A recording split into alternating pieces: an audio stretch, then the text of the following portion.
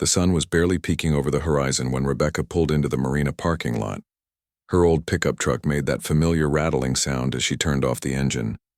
She sat there for a moment, breathing in the salty air through her rolled-down window. This was it. Her first real day off in what felt like forever. For the past year and a half, Rebecca had been deployed overseas with a special military unit. The kind of work that didn't make it into regular conversation. The kind that left you checking over your shoulder even when you were supposed to be safe. But today, all of that felt like another lifetime. Today was about her boat. She grabbed her worn canvas bag from the passenger seat and walked down the wooden dock. Her boots made hollow sounds on the planks. The marina was quiet except for the gentle sound of water lapping against the hulls and the occasional cry of a seagull overhead. Most weekend boaters wouldn't show up for another few hours. There she was, slip number 47. The sea breeze sat bobbing gently in the water, her white fiberglass hull gleaming in the early morning light. Rebecca had bought the old cabin, cruiser 3 years ago, for next to nothing. The previous owner said she was too much work, that the engine was shot and the electronics were fried. But Rebecca saw potential where others saw problems. She'd spent every spare minute during her shore leave working on this boat. New engine parts, rewired electrical systems, upgraded navigation equipment. Her military training had taught her to be resourceful, to make things work with whatever tools she had available. Those skills translated perfectly to boat restoration. The Sea Breeze wasn't fancy, but she was solid. A 1970s design with clean lines and a roomy cabin. Rebecca had kept the classic look but modernized everything that mattered. The engine now purted like a contented cat instead of coughing like an old man with a lifetime smoking habit. She stepped aboard and immediately felt that familiar sense of peace. This boat represented everything she hoped to return to someday. The simple life. Weekend trips to quiet coves, maybe some fishing, definitely some diving. She'd installed specialized diving equipment in one of the storage compartments, gear that most recreational divers never saw. Rebecca started her pre-departure routine, check the engine oil, test the radio, verify the GPS was working properly. She'd learned in the military that preparation prevented problems, and that lesson had saved her life more than once. On a boat, it might not be life or death, but it could certainly save you from spending a beautiful Saturday stranded in the middle of the bay. The engine turned over on the first try. She smiled as she listened to the smooth idle. All those hours of work had been worth it. She untied the dock lines and slowly backed out of the slip. The harbor was calm, with just a light breeze creating small ripples on the surface. As she cleared the marina breakwater, Rebecca felt her shoulders relax for the first time in months. Out here, she wasn't a military operative. She wasn't responsible for anyone's safety but her own. She was just another person enjoying a perfect Saturday morning on the water. She wore her oldest clothes today, faded jeans with paint stains from working on the boat, a gray t-shirt that had seen better days, a baseball cap to keep the sun out of her eyes. To anyone watching, she looked like any other weekend warrior heading out for a day of fun on the water. The San Diego Bay stretched out before her like a blue playground. She could see other boats starting to emerge from various marinas, sailboats with their white sails catching the morning breeze, sport fishing boats heading out to deeper waters, a few other cabin cruisers like hers, probably owned by people who understood the simple joy of being on the water. Rebecca decided to test the new modifications she'd made to the engine management system. She'd installed some specialized monitoring equipment that would help her track performance and catch problems before they became serious. The displays showed everything was running perfectly. Water temperature, oil pressure, fuel flow, all. The numbers were exactly where they should be. She pushed the throttles forward gradually, feeling the boat respond. The sea breeze lifted slightly as she came up on plane, cutting through the small waves with ease. This was what she'd dreamed about during those long nights overseas when sleep wouldn't come.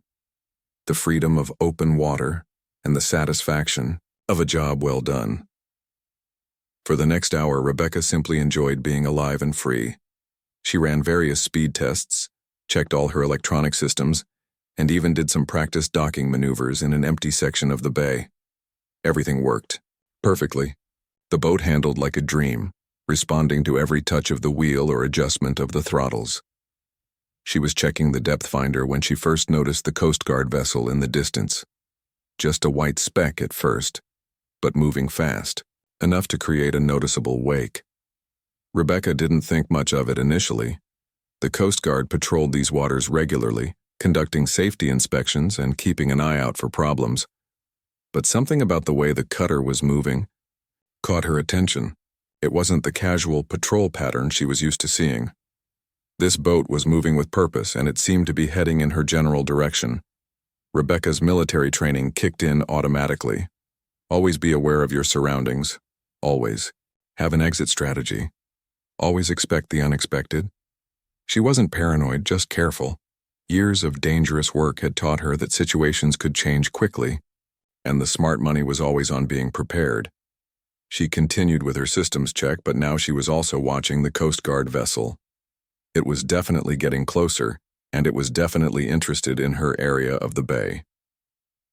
The boat was moving too fast for a routine patrol, and she could see crew members moving around on deck. As the distance closed, Rebecca could make out more details. It was a medium-sized cutter with a full crew visible on deck. They had their warning lights flashing, which meant they were responding to something specific. The question was what, and whether it had anything to do with her peaceful morning on the water. She thought back over her route for the day. She'd stayed in open waters, well clear of any restricted areas. Her boat was properly registered, her safety equipment was current, and she hadn't seen any other vessels in distress that might require assistance. The Coast Guard cutter was close, enough now that Rebecca could see individual crew members. They were all focused on her boat, and their body language suggested this wasn't going to be a friendly wave as they passed by. Something was about to happen, and her perfect Saturday morning was about to become a lot more complicated. Rebecca took a deep breath and prepared herself for whatever was coming next. In her experience, situations like this usually came down to communication and staying calm. She had nothing to hide, nothing illegal on board, and no reason to be concerned. But she also knew that misunderstandings could escalate quickly, especially when people were just trying to do their jobs. The radio crackled to life with an official-sounding voice requesting that she prepare to be boarded for inspection. Rebecca's heart rate picked up slightly, but she kept her voice steady as she acknowledged the call. Whatever this was about, she was about to find out. The Coast Guard cutter pulled alongside Rebecca's boat with practiced precision. She could hear the rumble of their engines as they matched her speed perfectly. The crew moved with the kind of coordination that came from doing this hundreds of times before. But there was something different about their energy today. This wasn't routine. "Ma'am, we're coming aboard for inspection," called out the lead officer. He was a middle-aged man with graying hair and the kind of steady voice that came with years of authority. His uniform was crisp, his posture military straight. Behind him, 3 younger officers prepared to board, their faces serious and focused. Rebecca cut her engine and secured her boat. "Of course, officer. What can I help you with?" The boarding party moved onto her deck with efficient movements. The lead officer, whose name tag read Martinez, looked around with sharp eyes. "We've received reports of suspicious activity in this area. A boat matching your description was allegedly seen near restricted waters around the naval base." Rebecca felt a small knot form in her stomach. "I haven't been anywhere near restricted waters, sir. I've been in open bay waters all morning, testing my engine systems." But Martinez wasn't really listening to her explanation. His attention was already focused on the boat itself. Rebecca watched his expression change as he noticed the modifications she'd made. To her, they were simply improvements. To him, they looked unusual, different, potentially threatening. "This is some pretty sophisticated equipment you have here," Martinez said, pointing to her navigation system. The displays showed multiple radar feeds, GPS coordinates, and depth readings. "What exactly do you need all this for?" Rebecca tried to keep her voice calm and friendly. "I restored this boat myself. I like to know what's going on around me when I'm on the water. Safety first, you know." One of the younger officers was examining her radio setup. "Sir, this communication equipment looks military grade. way beyond what civilians typically have. Martinez's expression hardened. Rebecca could see the wheels turning in his head.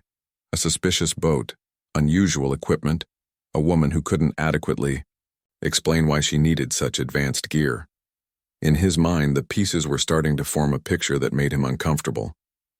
"Ma'am, I'm going to need to see some identification," Martinez said.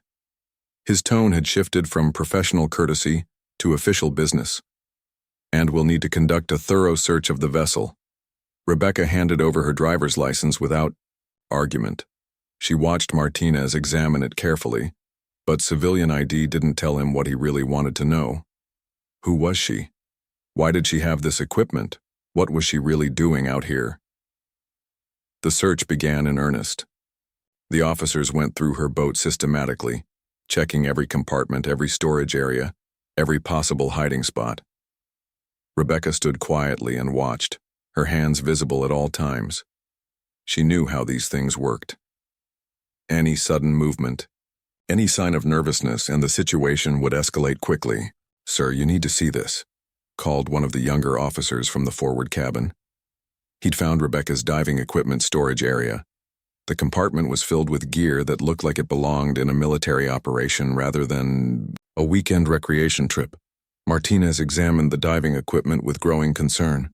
There were items here that went far beyond what a typical sport diver would need.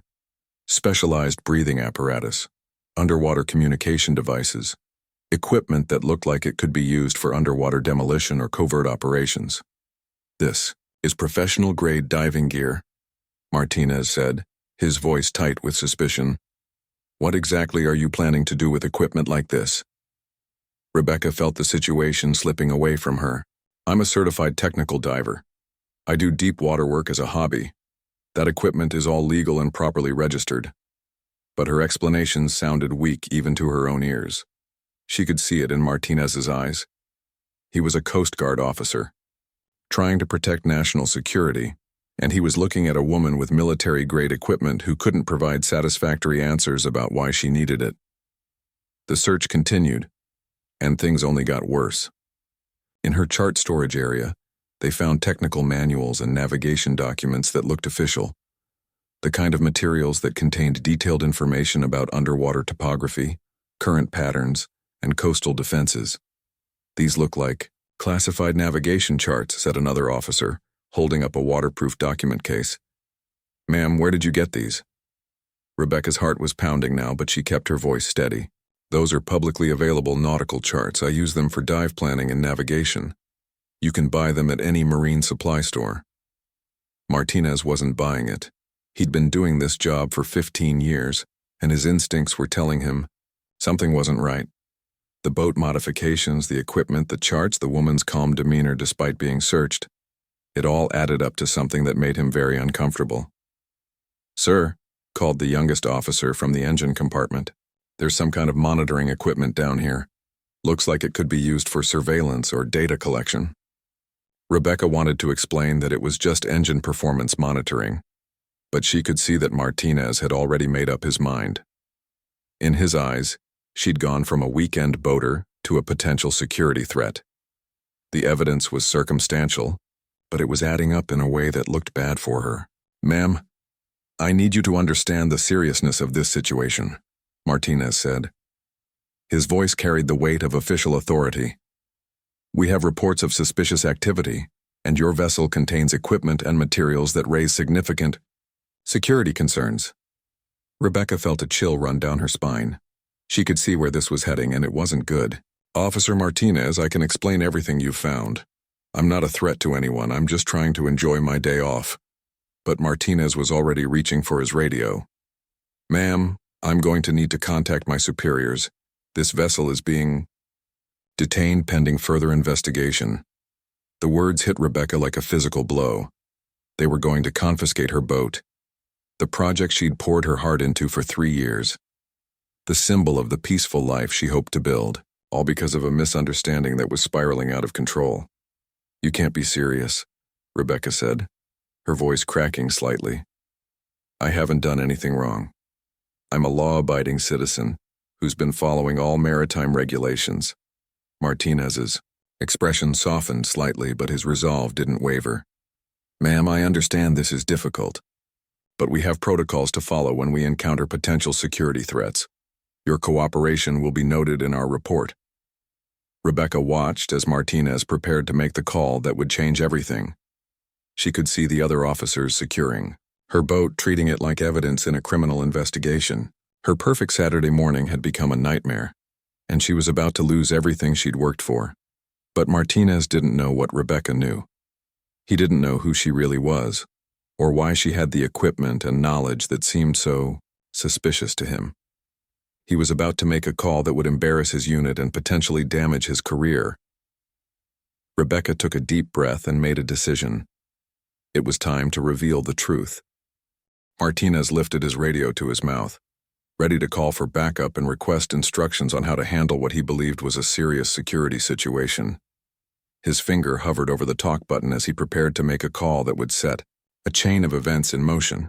Events that would involve his superiors, possibly federal agencies, and definitely a lot of paperwork. "Base, this is Cutter 742, he began, his voice carrying the practiced authority of someone who'd made hundreds of similar calls. "We have a situation that requires immediate—" "Officer Martinez," Rebecca said quietly, her voice cutting through the morning air with unexpected authority. "Before you make that call, I think there's something you should see." Martinez paused, his radio still raised. Something in her tone had changed. The nervous woman who'd been trying to explain away suspicious equipment was gone. In her place stood someone who sounded like she knew exactly what she was talking about. Someone who wasn't intimidated by the situation anymore. "Ma'am, you need to remain silent while I contact my superiors," Martinez said, but his voice lacked conviction. There was something different about her now, something that made him hesitate. Rebecca's movements were slow and deliberate.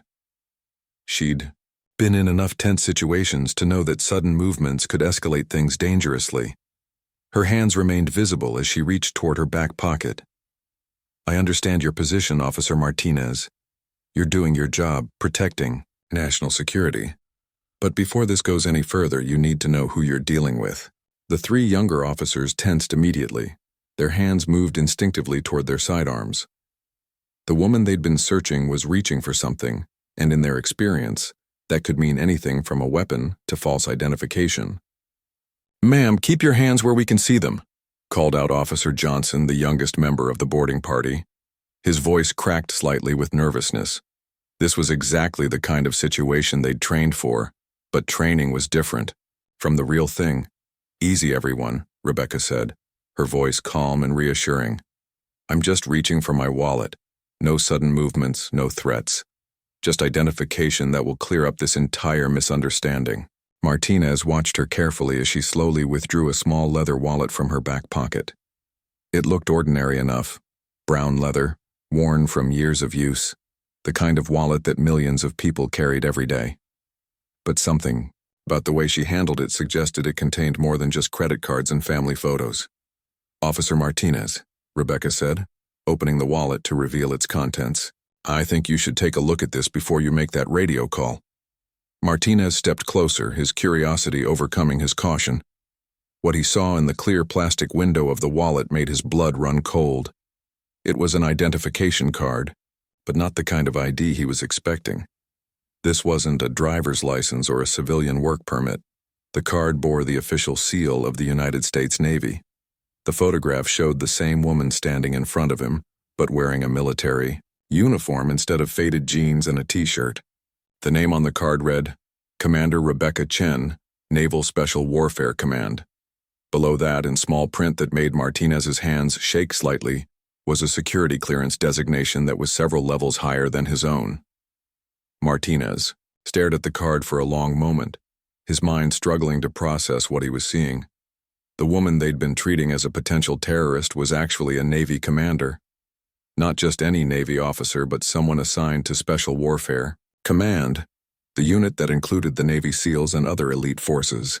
Is this real?" Martinez asked, his voice barely above a whisper. Rebecca nodded. "It's real, Officer Martinez. I'm active duty Navy, currently on leave after an 18-month deployment overseas. The boat you're standing on is my Personal vessel which I've been restoring during my shore time. The other officers crowded around to see the identification card.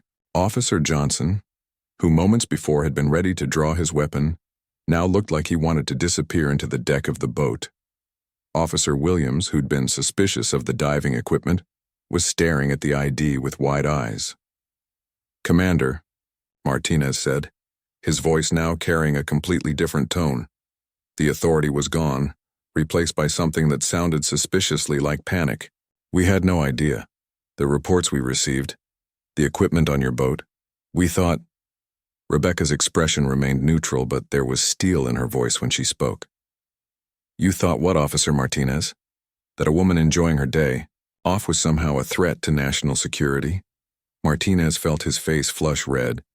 Everything they'd found on the boat suddenly made perfect sense. The sophisticated navigation equipment. A Navy commander would have access to and training on advanced systems. The diving gear that had seemed so suspicious. Standard equipment for someone whose military specialty might include underwater operations. The technical manuals and charts.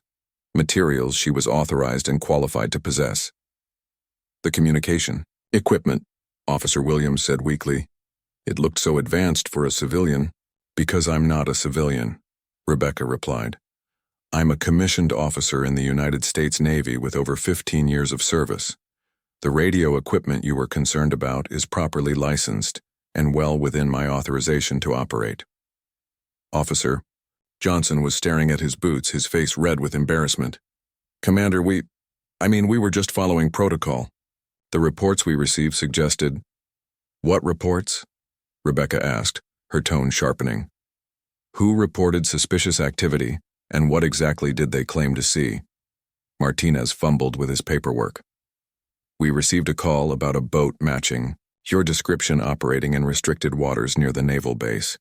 The caller said the vessel appeared to be conducting surveillance or reconnaissance activities." Rebecca's eyebrows rose. "And based on one anonymous phone call, you decided to board and search a private vessel in open waters?" The silence that followed was deafening. Martinez and his crew were beginning to realize the magnitude of their mistake.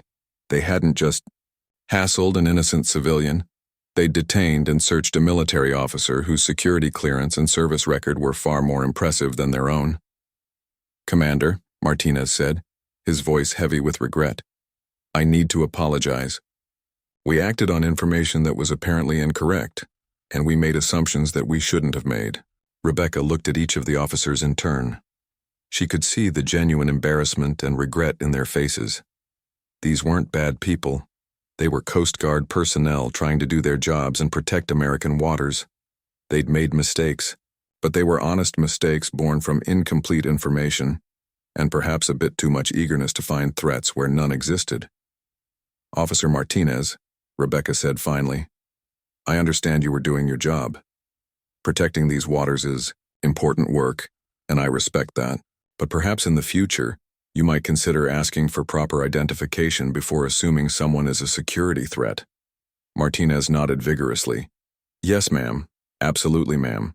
This will definitely change how we approach similar situations in the future." The radio in Martinez's hand crackled to life. "Cutter 742, please respond. What's your status on that security situation?" Martinez looked at Rebecca, then at his crew, then back at the radio.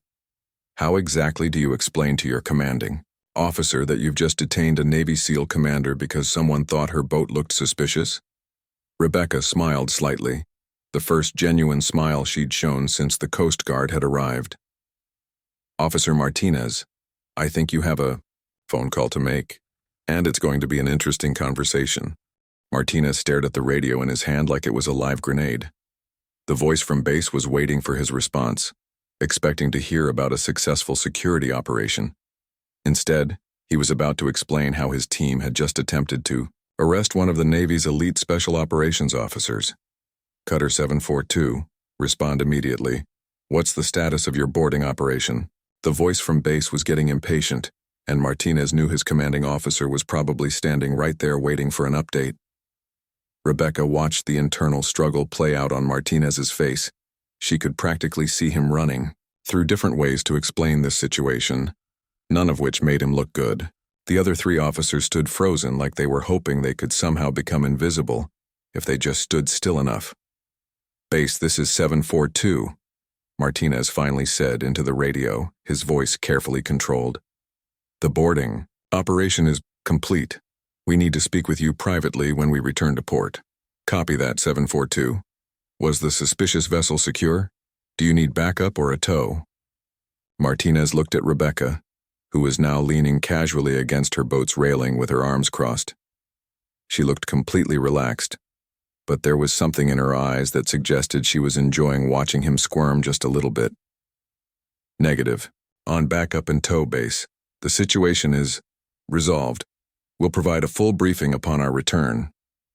"Understood, 742. Good work out there." Martinez lowered the radio and took a deep breath. The irony wasn't lost on any of them. Good work. If only his commanding officer knew what had really happened out here. Officer Johnson was the first to break the awkward silence. "Commander Chen, I want to personally apologize for how we handled this situation. We should have asked for identification right away instead of making assumptions." Rebecca studied the young officer. He couldn't be more than 25, probably fresh out of the Coast Guard Academy with just enough training to be dangerous, but not enough experience to know when to slow down and think. She remembered being that age, that eager to prove herself. "Officer Johnson, how long have you been with the Coast Guard?" Rebecca asked. 2 years, ma'am. This is my first assignment on an active cutter." Rebecca nodded. "And you, Officer Williams?" Williams straightened up like he was at attention. 3 years. "Commander, I've been part of the boarding party for about 18 months. And the training you receive for situations like this, what does it emphasize?" The three younger officers exchanged glances. They could sense this was leading somewhere, but they weren't sure where. "Security first, ma'am," Williams answered. "We're trained to identify and neutralize potential threats to maritime safety and national security." "And that training served you well today," Rebecca said. "You identified what appeared to be suspicious activity. You responded quickly and you followed proper boarding procedures. The problem wasn't your training, it was the information you were working with." Martinez looked confused. "Commander, I'm not sure I follow." Rebecca gestured toward her boat's equipment.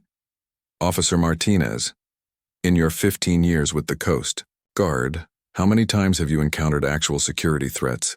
Real terrorists or foreign agents?" Martinez thought for a moment. "Honestly, maybe twice. And both of those were more about drug smuggling than terrorism." "Exactly. But how many times have you encountered situations that looked suspicious but turned out to be innocent?" "Dozens. Maybe hundreds." Rebecca nodded. "The problem with security work is that we're always looking for the exception. The one real threat, hidden among hundreds of false alarms. It makes us see dangers that aren't there." Officer Williams was following the conversation intently. "So you're saying we should have been more skeptical of the initial report?" "I'm saying you should always verify before you act. A single anonymous phone call shouldn't be enough to trigger a full security response without some kind of corroboration." Martinez was starting to understand where this was going. "You think someone made a false report?" Rebecca shrugged. "I think someone saw a woman alone on a boat with some unusual equipment and jumped to conclusions. Maybe they meant well. Maybe they didn't. But the result was the same. You ended up wasting your time and taxpayer money chasing shadows." The radio crackled again. 742, we just received another call about suspicious activity in your area. Caller reports seeing Coast Guard vessels apparently in distress. Do you need assistance? All four officers looked at each other with expressions of disbelief. Martinez keyed the radio. "Negative, base. We are not in distress. All vessels in our area are accounted for and operating normally." "Copy that, 742. False alarm. Then..." Rebecca raised an eyebrow. 2 false reports in one morning. That's either a very concerned citizen or someone who enjoys wasting government resources. Officer Johnson was looking thoughtful. "Commander, you mentioned earlier that all your equipment is legal and properly registered. How do we verify that kind of information during a boarding?" "Good question. Most of what you saw can be verified through Coast Guard databases if you know what to look for. The diving equipment has certification numbers. The radio gear has FCC licenses. The navigation equipment has manufacturer specifications. But you have to know to look for those things. Martinez was taking notes now. What about the identification issue? How do we handle situations where someone might be military or law enforcement, but not in uniform? Ask. It's that simple. Before you start treating someone like a criminal, ask who they are and what they're doing. You might be surprised by what you learn. Williams was nodding. We could have saved everyone a lot of trouble if we'd just asked for ID first thing. Exactly. And if someone refuses to provide identification during a legitimate boarding, that's when you escalate. But if they cooperate, give them the benefit of the doubt until you have a reason not to. Martinez closed his notebook and looked directly at Rebecca. Commander, I have to ask, are you planning to file a complaint about how we handled this? Rebecca considered the question for a long moment. She could see the genuine concern in Martinez's eyes. He was worried about his career, about his crew's careers, about the black mark this could put on their unit's record. Officer Martinez, what would be the point of a complaint? You made an honest mistake based on incomplete information. You followed your training, and when presented with new evidence, you adjusted your approach immediately. That's exactly what good officers are supposed to do. The relief on Martinez's face was obvious. Thank you, Commander, that means more than you know. But, Rebecca continued, I do expect that this experience will change how you approach similar situations in the future, and I'd like to see some improvements in your unit's training protocols. Martinez nodded eagerly. Absolutely. Whatever recommendations you have, we'll implement them. Rebecca smiled. I'll put together some suggestions and send them to your commanding officer. Think of it as professional development rather than criticism. Officer Johnson looked puzzled. Commander, can I ask why you're being so understanding about this? I mean, we basically accused you of being a terrorist. Rebecca's expression grew more serious. Officer Johnson, I've spent 15 years serving this country in some very dangerous places. I've seen what real threats look like, and I've also seen what happens when good people make bad assumptions. You're not bad people, you're patriots trying to protect American waters.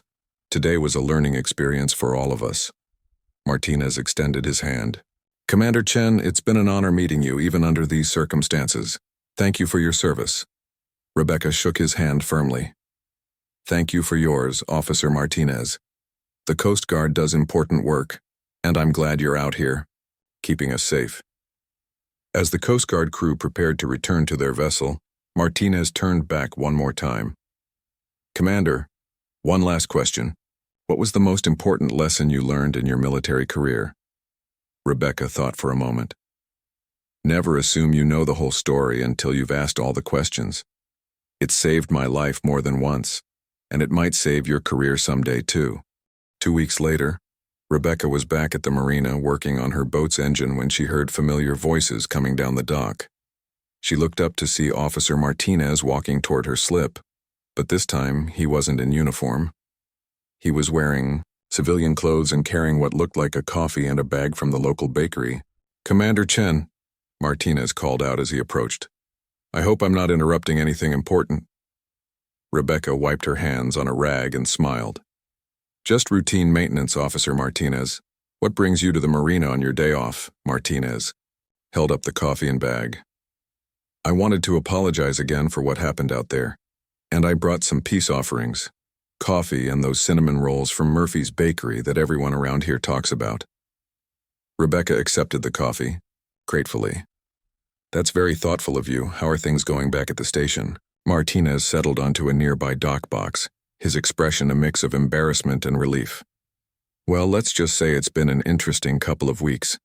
My commanding officer wasn't thrilled when I explained what happened, but he was impressed by how you handled the situation. And the crew? Johnson, Williams, and the others? They're doing well. Actually, they're all talking about applying for additional training programs. Johnson wants to get certified in maritime law enforcement procedures. Williams is looking into advanced vessel inspection techniques. I think you made quite an impression on them. Rebecca took a sip of her coffee. It was perfect, black, strong, and hot. They're good officers, Martinez. They just needed to learn that not every situation requires maximum force. Speaking of learning, Martinez reached into his pocket and pulled out a folded piece of paper. I wanted to show you the new protocols we've implemented based on your recommendations. Rebecca unfolded the paper and read through the typed document. It outlined new procedures for vessel boardings, including mandatory identification checks before conducting searches, verification, protocols for suspicious activity reports, and de-escalation techniques for handling uncooperative individuals. This looks comprehensive, Rebecca said, genuinely impressed. Have you had a chance to test these procedures yet? Martinez nodded. 3 times this week. Yesterday we responded to a report about suspicious diving activity near the port.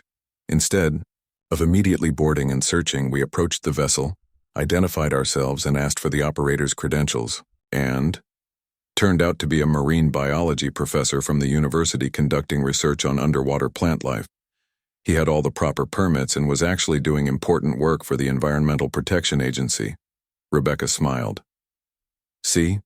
Same equipment that might have looked suspicious before but completely legitimate when you know the context. Exactly. And because we approached it differently, instead of creating a confrontation, we ended up having a fascinating conversation about local marine life. The professor even invited some of our crew to attend one of his public lectures. They sat in comfortable silence for a moment, watching other boaters prepare their vessels for weekend trips.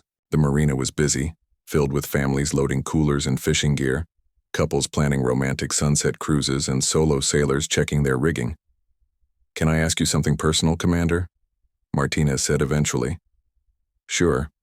How do you do it? I mean, how do you stay calm in situations like that? When we were searching your boat, you never seemed rattled or angry. You just waited for the right moment to reveal who you were. Rebecca considered the question carefully. 15 years in the military teaches you that getting angry rarely solves problems, especially in situations where there's been a misunderstanding. You were doing your job based on the information you had. Getting confrontational would have just made things worse for everyone. But weren't you frustrated? I mean, we were treating you like a criminal. Of course I was frustrated, but I was also curious about how you'd handle the situation once you learned the truth. That told me more about your character than anything else could have. Martinez looked puzzled. What do you mean? When you realized your mistake, you didn't try to cover it up or make excuses. You took responsibility, apologized, sincerely, and immediately started thinking about how to prevent similar situations in the future. That's the mark of a good officer. A seagull landed on the dock near them, eyeing the bakery bag hopefully. Martinez tossed it a small piece of cinnamon roll, which it snatched up eagerly before flying away. I've been thinking about that anonymous report, Martinez said. The one that started this whole thing. We never did figure out who called it in. Rebecca raised an eyebrow. Any theories? A few. Could have been someone who genuinely thought they saw something suspicious. Could have been someone with too much time on their hands who likes calling in false reports, or what? Martinez looked uncomfortable. Or it could have been someone who saw a woman alone on a boat and decided she didn't belong there. Rebecca's expression grew serious. You think it was deliberate harassment? I don't know. But we've been tracking the reports more carefully since then, and there's been a pattern. Most of the suspicious activity calls involve women or minorities doing completely normal activities. That's disturbing. It is, and it's something we're going to address. We can't let people abuse the system to harass others, even if they're not breaking any laws themselves. Rebecca nodded approvingly. Good. That's exactly the kind of thinking that will make you a better officer. Martinez finished his coffee and stood up. I should let you get back to your maintenance work. But before I go, I wanted to ask, would you be willing to speak to our unit sometime? About de-escalation techniques, dealing with misunderstandings, that sort of thing? I'd be happy to. When were you thinking? Next month we have our quarterly training session. It would be perfect timing to introduce the new protocols and have someone with your experience explain why they're important. Rebecca extended her hand. It's a deal. Just let me know the date and time. As Martinez walked back down the dock, Rebecca returned to her engine work, but she found herself thinking about their conversation and the changes that had resulted from their encounter. Sometimes the best outcomes came from the worst misunderstandings. 3 weeks later, Rebecca stood in front of 30 Coast Guard officers and crew members at their training facility. She'd prepared a presentation about effective communication, de-escalation techniques, and the importance of gathering complete information before taking action. But as she looked out at the audience, she decided to scrap her formal presentation and just tell them the story of what had happened on the water that Saturday morning. 2 months ago, she began, I was having a perfect day on my boat when some Coast Guard officers decided I looked suspicious. The room was completely silent as she walked through the events step by step. She explained her perspective as someone being searched, Martinez's perspective as an officer trying to protect national security, and how the situation could have gone much worse if either side had handled it differently. When she finished, a young officer in the back row raised her hand. Commander, what's the most important thing you learned from that experience? Rebecca smiled. That good people can make bad assumptions when they don't have complete information. But good people also learn from their mistakes and become better at their jobs. She looked directly at Martinez, who was sitting in the front row. Officer Martinez and his crew proved that day that they're exactly the kind of people we want protecting our waters. They made an honest mistake, owned up to it, and used it as an opportunity to improve. That's what real professionals do. The applause that followed was genuine and sustained. As the session ended and officers began filing out, many stopped to thank Rebecca for her presentation and share their own stories of misunderstandings that had taught them valuable lessons. Martinez was the last to leave. Thank you for doing this, Commander. I think you've changed how a lot of people think about their jobs. Rebecca gathered her materials. Thank you for being open to change, Martinez. Not every officer would have handled that situation the way you did. As she drove home that evening, Rebecca reflected on how one morning's misunderstanding had turned into something positive for everyone involved. The Coast Guard had better procedures, she had a good story to tell at military reunions, and maybe, just maybe, other people would benefit from the lessons they'd all learned together. Sometimes the best education comes from the most unexpected teachers.